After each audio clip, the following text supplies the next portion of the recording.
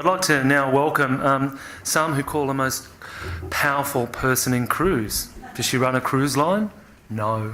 Is she a captain of the world's biggest ship? No. She instead steers the fortunes of the internet's biggest cruise website, Cruise Critic, and contentious website, potentially. Cruise3Sixty.com. Her name is Carolyn Spencer-Brown. Please join us, Carolyn.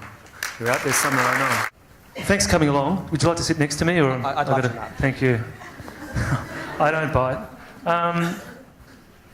So, Carol, I'll start with you. Fire some questions up. We've got a screen grab, I believe, of Cruise Critic, and while our AV staff's getting that up, I just wanted to ask who in the audience has heard of cruisecritic.com. Wow, that's awesome. You guys have made our year. Really. So that looks to be about 90%. Who is actually actively involved in Cruise Critic? Posting on forums, writing reviews, and that would be one person. So we have some work cut out 300. here. Two people. Two people. We have some work cut out for us. Right, well, that's really, really interesting given that this is, I was going to say, the TripAdvisor of the cruise industry, yet of course I later learned it is in fact owned by owned by TripAdvisor, and it has been since 2007, I believe. If this was a hotel audience, I guarantee there'd be 60 or 70% of the hands up. So that's interesting. January has been a huge month here in Australia. Carnival set an all-time record. I know the websites are going gangbusters. I also believe it's been massive for Cruise Critic. Can you give us some insights into the number of users and their engagement with the site, just to give us a feeling for what's happening? So I can talk globally, especially in January we had a record month. We've been, a little background on Cruise Critic is we've been around for 19 years, and when you think about what you were doing 19 years ago on the web, I personally wasn't even on it. I don't think I had internet access. So Cruise Critic's been around a very, very long time, and to have a record month in January where we reached more than 3 million unique visitors, and that translates roughly to about 48 to 50 million page views a month. Was a pretty big cause for celebration, so much so that actually our president and founder, Kathleen Tucker, took us all on a cruise on Norwegian Breakaway last week, which was really great, except for that I was here. So Cruise Critic is we're owned by TripAdvisor now, but what's different about Cruise Critic from TripAdvisor is we have both an editorial side, which is like what you read in the Sunday newspaper, travel magazines, and that's the part I oversee. And then you have what I think is really the heart and soul of Cruise Critic, which is the community. And that's where travelers can post comments and questions and meet other people on board and write reviews and really get involved and make the site their own and make their cruise experience their own, and also share it with 3 million other people plus. So that's a little bit in a nutshell about Cruise Critic. Okay, and one thing I'm interested in is that you've been going for this amount of time, almost 20 years now. You have such massive number of visitors, 3 million plus per month unique, high levels of engagement, yet only 100,000 reviews. What gives? I mean, there's nothing that gives. One of the things about a cruise review, and I think you guys will understand this too, is when I'm on vacation, I write hotel reviews all the time, and they might be 3 or 4 lines, 4 or 5 lines, 7 words, depends on what my mood is. A cruise, as you know, is such a more complicated vacation option. There are so many more factors that you weigh into a cruise experience. It's not just a restaurant, it's not just a hotel, it's not an air experience. It's all of those things in most cases put together. So our reviews have to achieve some sort of minimum guidelines, a minimum length, no all caps. We try to keep the reviews as valuable and useful to the rest of the audience as we can. Great. Now, you're owned by TripAdvisor, which is definitely the world's most popular travel site. They offer their hotels right of reply to reviews, both positive and negative. Cruise Critic doesn't offer this facility to cruise lines. What do you mean they offer hotels? Oh, you mean to respond? To respond. So if I write well, it's getting out of hand in hotels. I love the hotel, and thank you, Martin, you love the hotel so much. But if I was to write, well, the bed was a bit lumpy, and I had 1 or 2 negative things to say, the first thing hotel marketing team, and it is in marketing, it's not NOTS, does is get on and respond to that and try and address whatever issue was raised, which is a key part. So they have a part of the conversation. Yeah, with and that's on TripAdvisor. With Cruise Critic, cruise lines don't have a right of reply. They can't engage or put their point of view forward. That seems to me to be a little strange. So let me correct that impression, because actually it's not accurate. First of all, there are two ways that you can respond on Cruise Critic as either a travel agent or as a cruise line. One way is if you see a member review. One of the things, let me just say flat out, the last few years we've spent a lot of time, especially in North America and the UK, and we're planning to make that effort here as well, is to really reach out to the cruise line community and really engage them in our forums and in our member reviews. The first thing you can do is if you really have an issue with a member review, you can let us know about that. You can write to me and I'll put you in touch with the right people. One request we have ever had, we've had one request, and it was by MSC to actually respond to a member review, and we allowed them to do that, and they were very happy with that.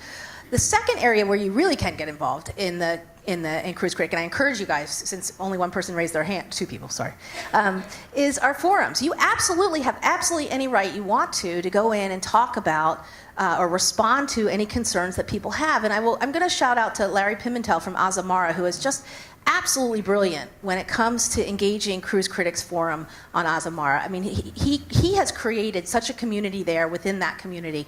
And when there's a problem, he addresses it. When there's a suggestion, he often implements it. And it's just inspiring. So I'm happy to talk with you later about ways you can do that too. But if, sorry, I drifted off a minute. I was trying to get your... But really, if I was to write a review, I can't hit reply to that review as a cruise operator and have right of reply in the area of the site where that complaint has been raised. Right. So and we so are there may be a lack of discussing relevance if I do that in a forum, because I'd be raising an issue. No, not necessarily. I think you're making it a little bit more complicated than it has to be, honestly really?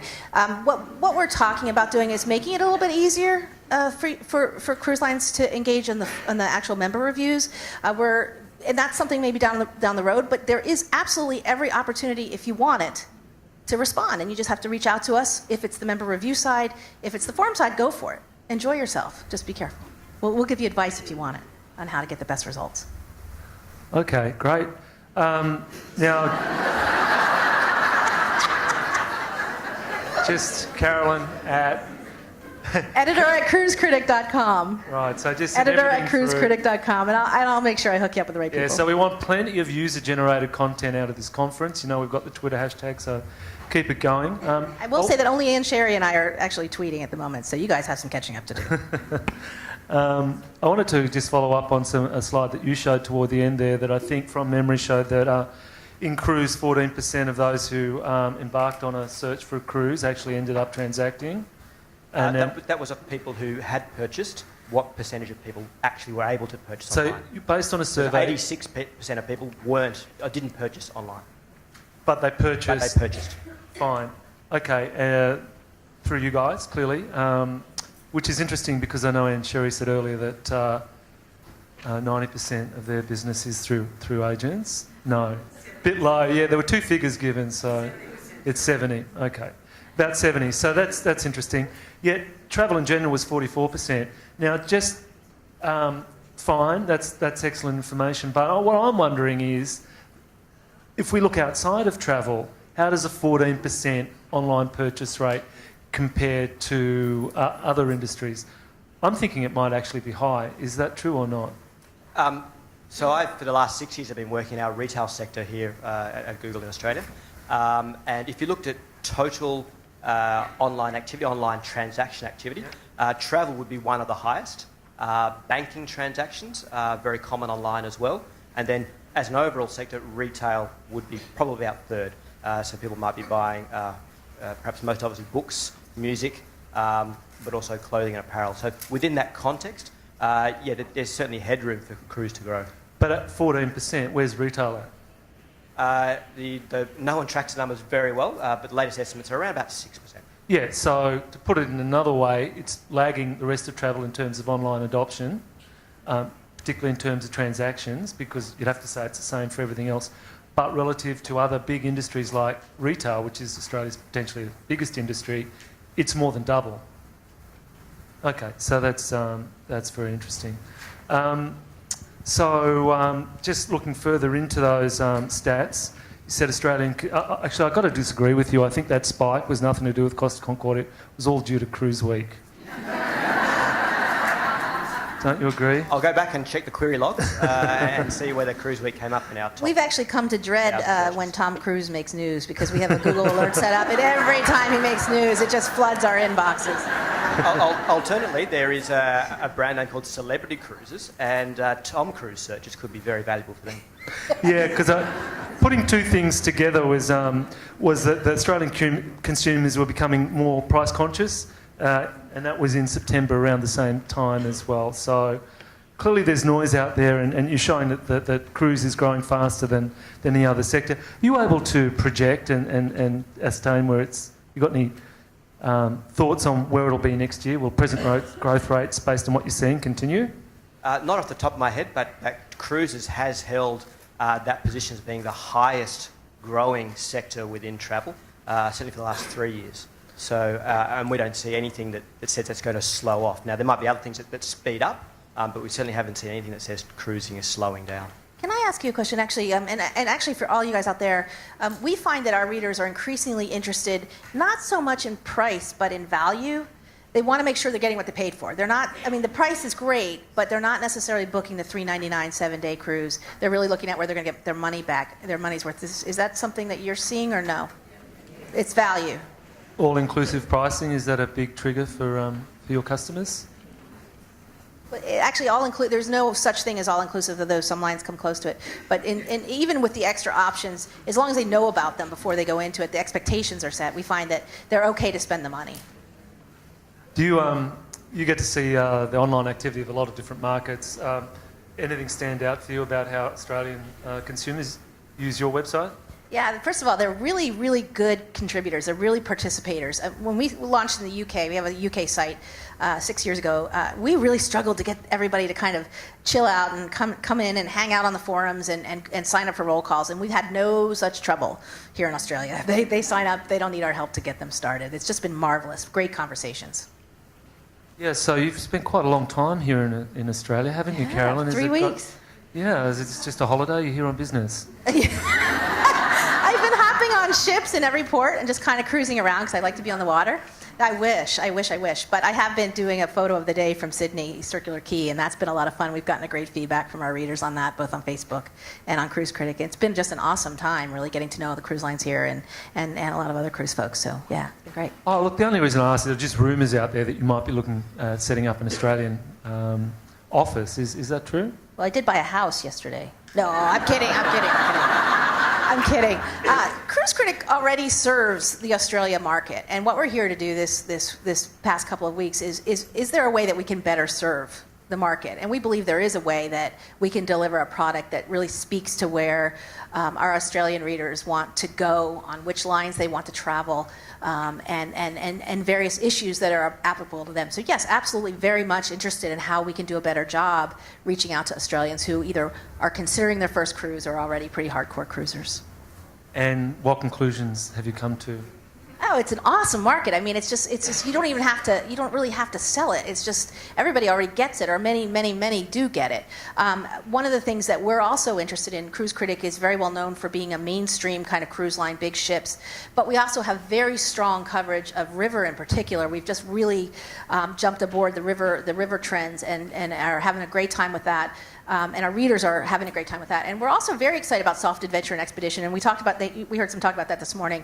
I heard a travel agent predict that in 10 years, soft adventure will be where river is now. So we are taking that very seriously and ramping up our coverage there. So that answer then is I cannot confirm or deny that we're opening up an office here in Australia? Our answer is that we are looking for better ways to serve the Australian market. All right, I think on that note, we'll wrap it up and move into our next session. Thanks to both Carolyn and also Ross. Thanks, guys.